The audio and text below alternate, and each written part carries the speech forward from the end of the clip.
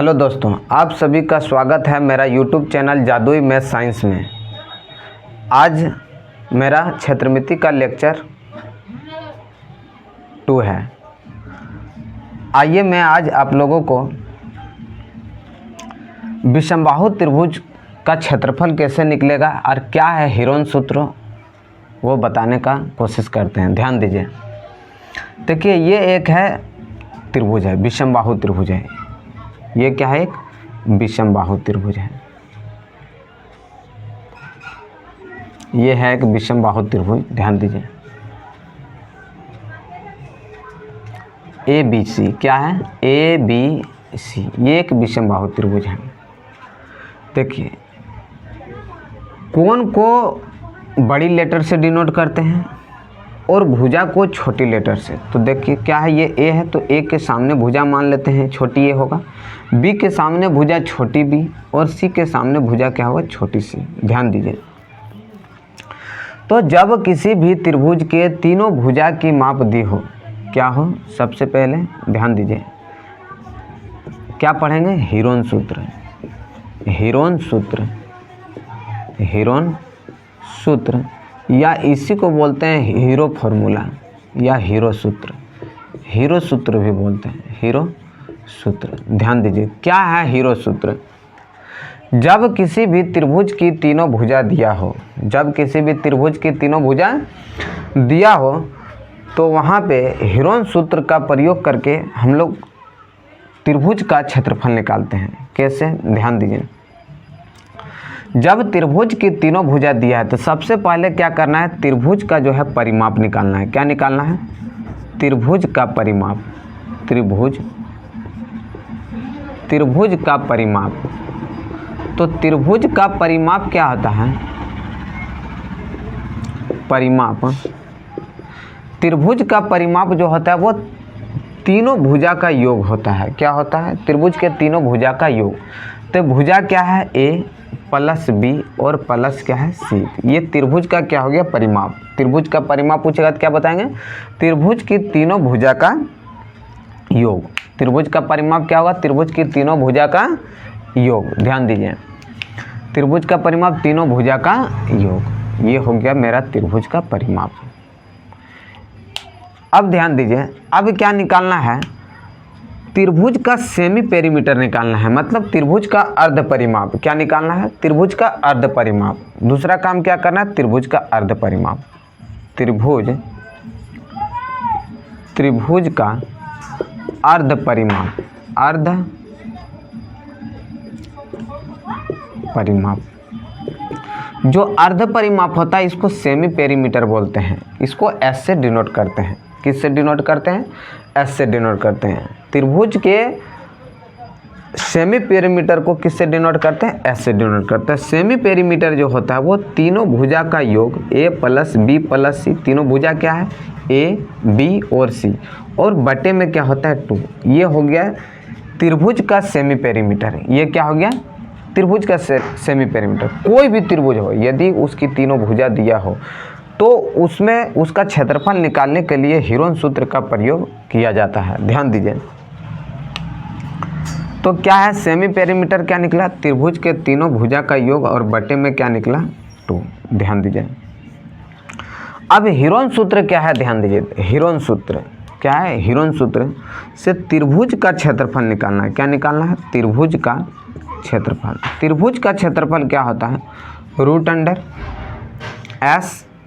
S को semi perimeter बोलते हैं। S इंटू S माइनस क्या? बारी बारी से एक एक बार क्या करेंगे? तीनों भुजा को सेमी पेरीमीटर में से घटा देंगे तो क्या होगा? S minus A into S minus B और इंटू क्या होगा? S minus C।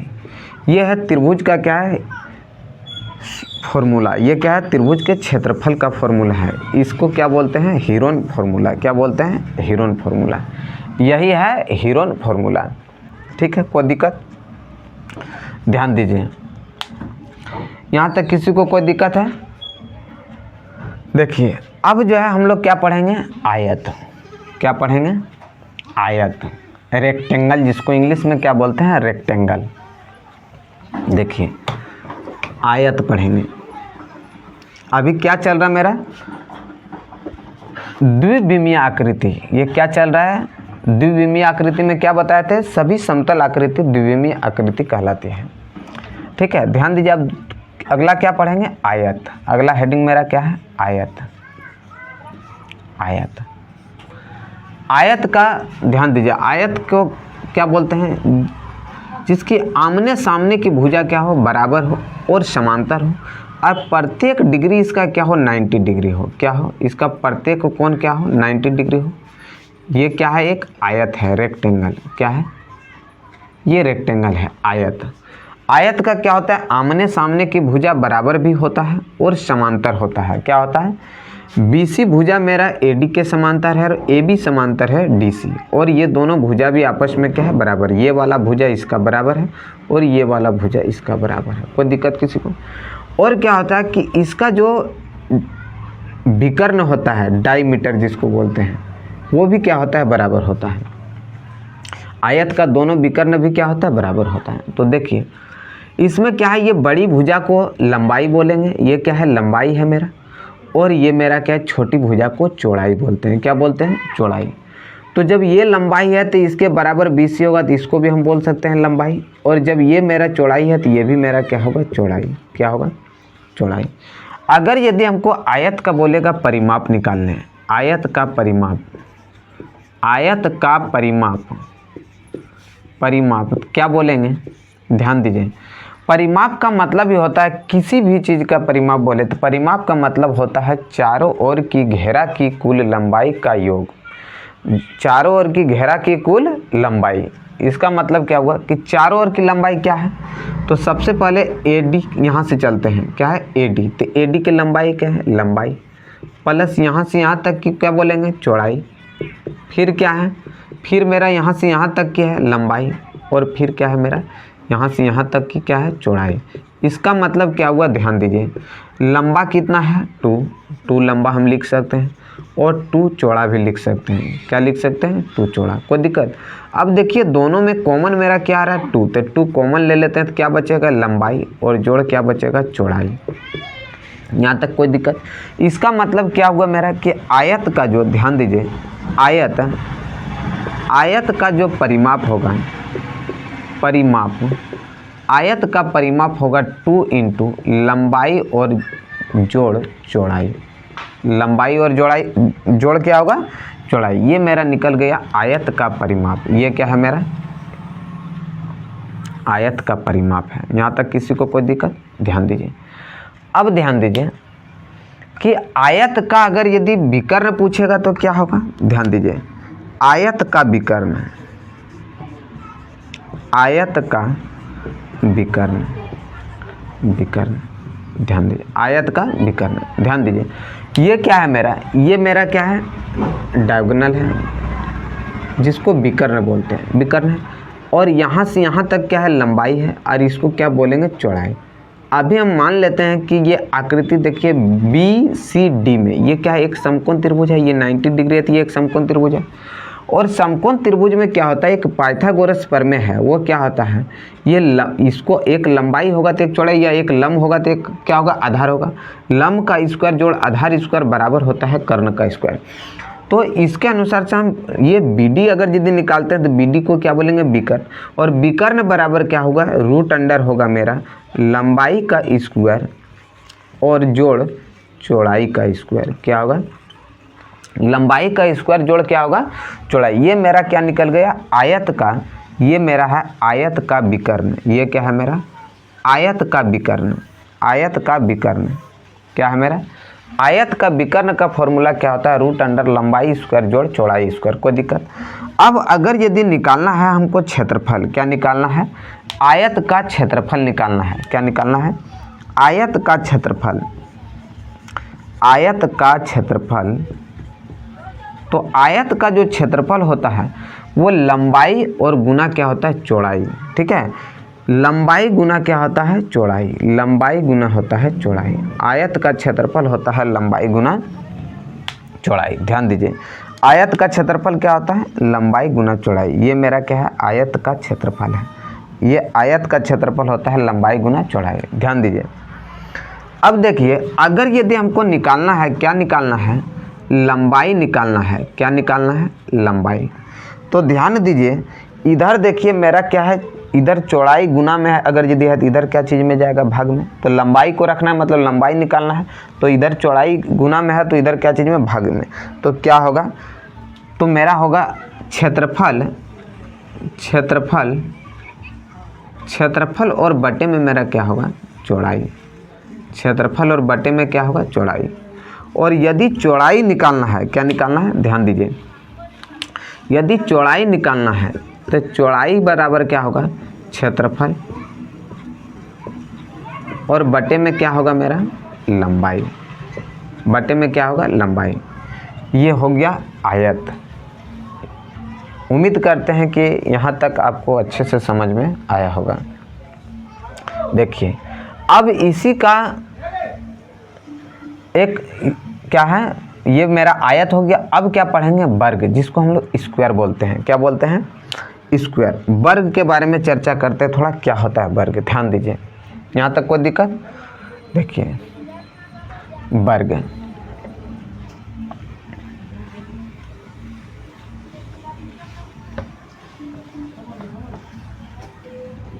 देखिए क्या है वर्ग।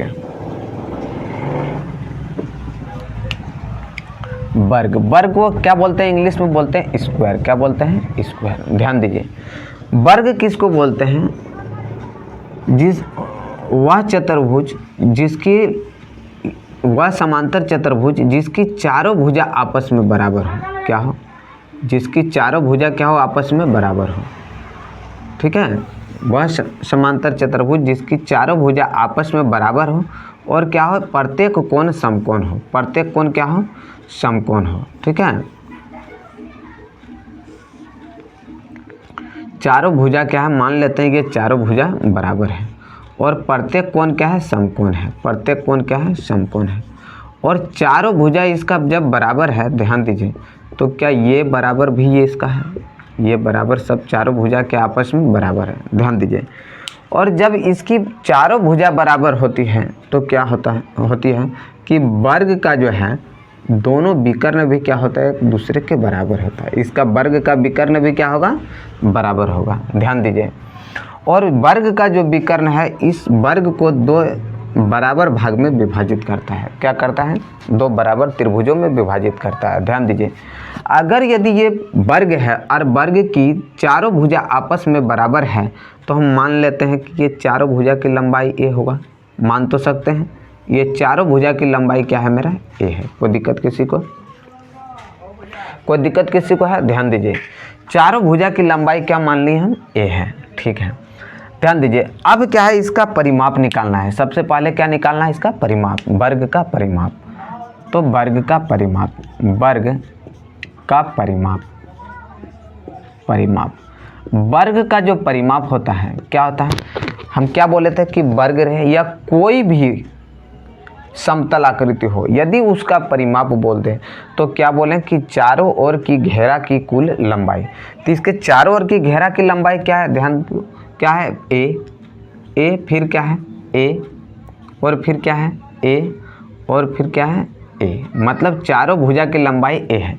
तो हम लिख सकते हैं ए जोड़ ए जोड़ ए जोड़ ए, तो लिख सकते हैं 4a। कोई दिक्कत किसी को? इसका मतलब क्या हुआ कि जो वर्ग का जो परिमाप है, वर्ग का परिमाप होता है वो क्या होता है? 4, और ये मेरा ए क्या है? मेरा भुजा है। ये वर्ग की क्या है? भुजा है। तो हम लिख सकते हैं भुजा।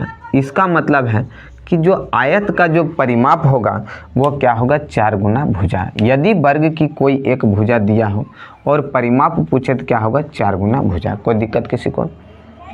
अब ध्यान दीजिए, इसी से थोड़ा देखिए एक फॉर्मूला निकलेगा। क्या होगा? यदि देखिए परिमाप दिया हो, क्या दिया हो? यदि वर्ग का परिमाप दिया हो और हमसे भुजा पूछ ले, वर्ग का परिमाप दिया और क्या पूछ ले? भुजा। तो हम देखो क्या कर सकते हैं, इधर 4 गुना में तो इधर लिख सकते हैं, भाग में जाएगा। भाग में क्या होगा? इधर गुना में है तो इधर 4 क्या जाएगा? भाग में। इसका मतलब क्या होगा कि यदि वर्ग की भुजा पूछ ले, वर्ग की भुजा, यदि परिमाप दे के वर्ग की भुजा पूछ ले तो क्या लिखेंगे? वर्ग की जो परिमाप होगा और बटे में क्या होगा, इधर 4 गुना तो उधर क्या चीज़ में जाएगा, भाग। इसका मतलब जो हमारा वर्ग का जो परिमाप भुजा होगा वो होगा परिमाप बटे 4 या परिमाप बटे 4। ये क्या हो गया, परिमाप बटे 4। यहाँ तक कोई दिक्कत है, ध्यान दीजिए। अब देखिए क्या है कि यदि हमको निकालना है, क्या निकालना है, ध्यान दीजिए, वर्ग का विकर्ण, वर्ग का विकर्ण निकालना है। क्या निकालना है, वर्ग का विकर्ण। ध्यान दीजिए, तो वर्ग का विकर्ण क्या होगा, वर्ग का विकर्ण, ये मेरा BD क्या है, वर्ग का विकर्ण। विकर्ण यदि निकालना तो हम क्या बोलें, रूट अंडर क्या करेंगे, इस त्रिभुज के लिए लंब का स्क्वायर जो आधार स्क्वायर, मतलब क्या BC का स्क्वायर, मतलब क्या, ध्यान दीजिए। अगर यदि हमको BD निकालना है, क्या निकालना है, BD निकालना तो क्या होगा, रूट अंडर BC स्क्वायर और जोड़ CD स्क्वायर लिख सकते हैं। ध्यान दीजिए क्या होगा, रूट अंडर BC मेरा क्या है, BC मेरा A है तो A का स्क्वायर और जोड़ CD भी मेरा कितना है, A है तो A का स्क्वायर। तो क्या हम लिख सकते हैं, ध्यान दीजिए इधर बराबर, ध्यान दो, क्या लिख सकते हैं, BD बराबर हम लिख सकते हैं, BD मतलब क्या है, BD मेरा विकर्ण, BD बराबर लिख सकते हैं A स्क्वायर तो 2A स्क्वायर होगा, तो रूट में क्या होगा, 2A स्क्वायर। अब ध्यान दीजिए क्या होगा, BD बराबर जो मेरा होता है, ये 2 का वर्गमूल तो नहीं निकलेगा, ये क्या होगा, रूट 2 और A स्क्वायर का क्या होगा, A। इसका मतलब क्या होगा, रूट 2 गुना A। इसका मतलब मेरा वर्ग का जो विकर्ण निकला, वर्ग का विकर्ण, वर्ग का विकर्ण, वर्ग का विकर्ण बराबर जो फॉर्मूला होगा मेरा क्या होगा, रूट 2 और गुना में होगा भुजा। क्या होगा, वर्ग का विकर्ण बराबर होगा रूट 2 गुना भुजा। यहाँ तक कोई दिक्कत, ध्यान दीजिए, वर्ग का जो विकर्ण होगा वो क्या होगा, रूट 2 गुना भुजा होगा। किसी को कोई दिक्कत है, अगर यदि ध्यान दीजिए वर्ग का विकर्ण दिया हो और पूछ दे वर्ग का भुजा क्या होगा, जब देखिए परिमाप दिया था और वर्ग का भुजा निकालना तो क्या किए हम, परिमाप बटे 4 कर दिए, कोई दिक्कत। अब यदि वर्ग का यदि विकर्ण दिया है और पूछ देगा वर्ग की भुजा क्या है तो क्या करेंगे, इधर रूट 2 गुना में है तो इधर क्या हो जाएगा, भाग में, क्या हो जाएगा, भाग में। तो इसका मतलब हम लिख सकते हैं कि वर्ग की भुजा, वर्ग की भुजा बराबर विकर्ण और बटे में रूट 2 और बटे में क्या लिख सकते हैं, रूट 2। इसका मतलब जो है हमारा वर्ग का जो भुजा का फॉर्मूला है क्या वो निकला है अभी तक, 2 को। एक जब विकर्ण दिया रहेगा तब होगा विकर्ण बटे रूट 2 और परिमाप दिया रहेगा तो क्या होगा, परिमाप बटे 4। क्या होगा, परिमाप बटे 4। यहाँ तक कोई दिक्कत किसी को, ध्यान दीजिए। अब थोड़ा ऊपर मिटाते हैं, ठीक है।